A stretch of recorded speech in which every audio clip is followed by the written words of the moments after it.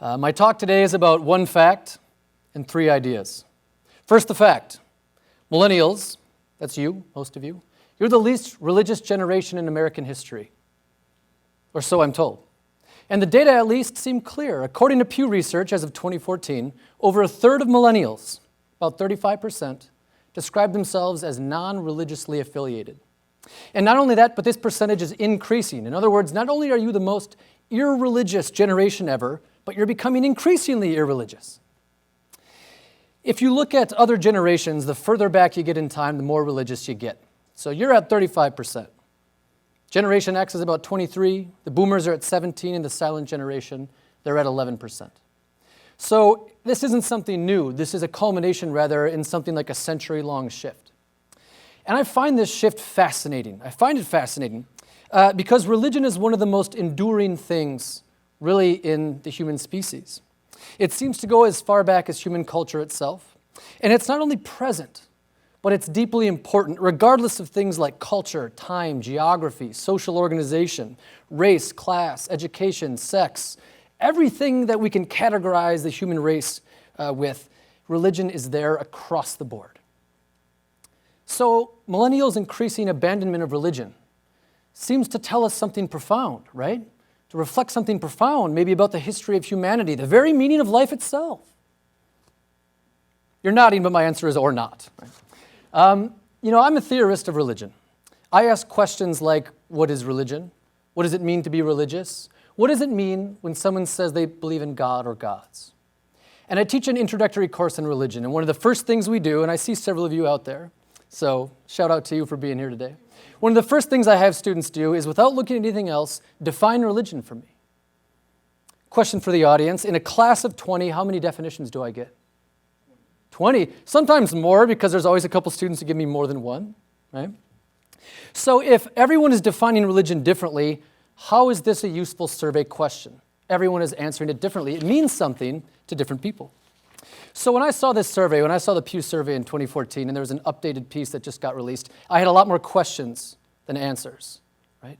What did people think of when they answered that question, religiously affiliated? Is it the same thing as religion or religiousness or religiosity? What is all this stuff? So today I'm going to try and answer these questions. And I'm going to speak a bit as a theorist of religion about how you can think about these questions in maybe a useful way. And if I'm successful, you're going to understand millennials' attitudes and beliefs about religion a little better, and hopefully you'll also have a more sophisticated understanding of religion itself. And to do so, I'm going to provide three ideas. This is the three ideas about the one fact, three ideas about religion. And these three ideas are three ways that scholars of religion have studied the subject itself. So these are not my original, inventive, brilliant ideas. These are ways that people in my field, that scholars in my field have used to study these questions, and I think that they can usefully apply to you as millennials in thinking about your own religiosity. And I encourage you again, don't think of these as mutually exclusive. Pick and choose what you want. This is a giant choose-your-own-adventure type book, okay? So you've chosen to listen to Professor Robertson, turn to page 42. The first conceptual framework is the ontology of religion, and this is basically a fancy professor way of saying, what is religion? Ontology is a thing's essence, or its being, and so we're kind of asking the question of what does religion consist? What's religion's essence? What's religion's being?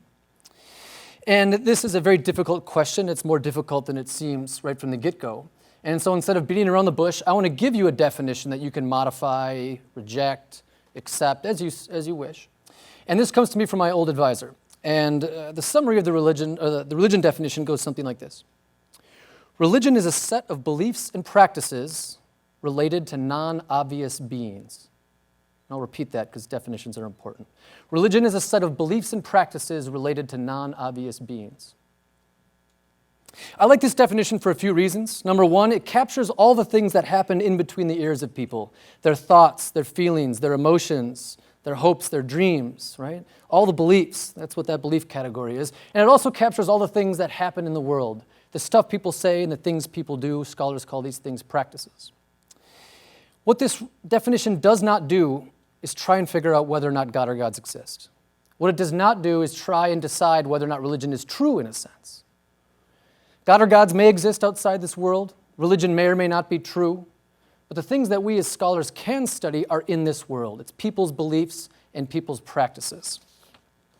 Secondly, I like the category of non-obvious beings because I feel like this encompasses everything in a really useful way. It can be a transcendent God who created the world in 7 days and who listens to your prayers, especially on Sunday. This can be a group of angels and demons who move in and out of this world. This can be the ghosts of your ancestors. These can be the invisible spirits that are attached to a particular geographic feature, such as a lake god or a tree spirit. This encompasses all the monotheistic religions' view of God, this transcendent single God in Judaism, Islam, and Christianity. And it also has all the other polytheistic religions. The great pantheon of Hinduism, right, more gods than we can count. The native traditions, say the Native Americans, they have a very, what we would call an animist view of religion, where particular spirits are part of, the sky spirit and the mountain spirit. And also all the many spirits attended to in Buddhism, right? There can be many Buddhist spirits that can be, sort of malignant or benevolent, and so forth. So what happens? What's the payoff if we define religion in this way? And we actually find something quite interesting. So we're focusing on beliefs and practices. While millennials do not purport to have a religious affiliation, many of their beliefs and practices actually map very closely onto other generations. For example, millennials are just as likely as previous generations to believe in life after death. They're also just as likely to believe in the existence of heaven and hell. They're also just as likely to believe in miracles. Millennials do, notably, attend church or formal services less often. They read holy texts less often, the Bible or the Quran, and they pray in a formal setting less often. But when we start to analyze their beliefs and practices outside of formal public settings, it seems that millennials are just as religious as previous generations in certain core beliefs and practices. And just an interesting note about two of these. The belief in God and the frequency of prayer are probably the most important belief and practice, respectively, right? Believing in God, praying to God or gods. And indeed, millennials believe in God and gods and pray to God or gods less often than previous generations. But the data show that the belief in God or gods and prayer are the two things that actually increase over time. So, 18 to 65, age-wise, all these things are going to increase, and particularly in these two key metrics. And if you look at millennials' belief in God or gods and prayer, it's right where Generation X was a generation before, right at your age. So by defining religion in terms not of institution, not in terms of tradition, but rather in terms of belief and practices, you can see that millennials are actually still hugely religious, and indeed just as religious as previous generations in several key metrics. Their beliefs and practices have simply moved away from formal religious institutions, such as churches and mosques, and toward private practice and internal belief. Religion, it seems, has become more individualized and more internal, but no less powerful or prevalent. That's idea number one. Idea number two. And this is a conceptual framework, my second idea, and it's called functionalism. And functionalism is one of those isms that describe how the world works and how we can understand how the world works. According to functionalism, the most important part about religion is not the internal beliefs and practices, but it's the function that religion plays in society as a whole. So you're looking more broad than just what do you believe, where do you go on Saturday, and so forth, right? What's religion's broader function in society? What's its purpose? And functionalism is traditionally explained by talking about society as an organism. Every organism, and I'm an example of this, I'm an organism, I'm a human organism, and I have all these component parts. I have eyes and hands, and they have specific functions. My eye does eye stuff like look, and my hand does handy stuff like grab and point. Right? But they have a broader function, no? And that's to keep me as an organism alive and functioning smoothly and keeping my body in equilibrium. The point of my hand is to grab, but the broader function of my hand is to help me survive. And in this analogy, religion's function, it does religion-y stuff on a micro level, but on a broader social, functional level, it keeps society running smoothly. Now, religion has been critiqued a lot, okay? And it's been critiqued in tons of different ways. Holy wars, enabling dictatorships, claiming divine authority, controlling how people think and act. And I don't deny that religion, like any set of ideas, ideologies, or movements, can be used for bad things. There's no question the historical record is clear. But we often overlook all the good things that religion does for society. We often overlook religion's positive functions. I'm just going to take one example of Catholicism, partly because it's familiar to many and partly because Catholicism is much maligned. Now, the Catholic Church is actually historically responsible for a few important, broader social functions. And I'm just going to look at three. One is directing charity to the poor. The second is the establishment of public educational systems. And the third is founding hospitals. Hospitals, charity, and education, these all function to help society run smoothly. They keep the population healthy. They keep the poor fed. They improve upward mobility and innovation. But we live in a different world now, right? We don't live in sort of the late medieval period where the Catholic Church governs your life, right? Thankfully. Hospitals are now funded through private and/or public funds. Some do, but most don't have a connection to religion. Governments across the Western world now have built-in charity programs, Social Security, Medicare, Medicaid, right? These are not religious things, but they do what religion did. Colleges and universities, like the one we're standing in today, some still have religious affiliations, but most do not, right? They're funded through tuition, federal funds, and so forth.